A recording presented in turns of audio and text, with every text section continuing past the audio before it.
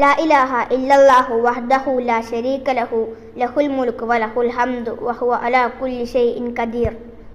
ഈ ദിക്ർ രാവിലെ 100 തവണ ചൊല്ലിയാൽ 5 നേട്ടങ്ങൾ ഈ വ്യക്തിക്ക് ലഭിക്കുന്നതാണ്. 1. 10 അടിമകളെ മോചിപ്പിച്ച പ്രതിഫലം അവന് ലഭിക്കും. ആ വ്യക്തിക്ക് ഖിയാമത്ത് നാളിൽ മഹ്ശറയിൽ അള്ളാഹുവിൻ്റെ തണൽ ലഭിക്കുന്നതാണ്. 2. 100 പുണ്യങ്ങൾ അവൻ്റെ മേൽ രേഖപ്പെടുത്തുന്നതാണ്. 3. 100 പാവങ്ങൾ അവന് മായ്ക്കപ്പെടുന്നതാണ്. 4. അന്നത്തെ ദിവസം വൈകുന്നേരം വരെ പിശാചിൽ നിന്നും അള്ളാഹു അവനെ കാത്തുരക്ഷിക്കും. 5. ഖിയാമത്ത് നാളിൽ ഏറ്റവും കൂടുതൽ പ്രതിഫലം അവനുണ്ടായിരിക്കും.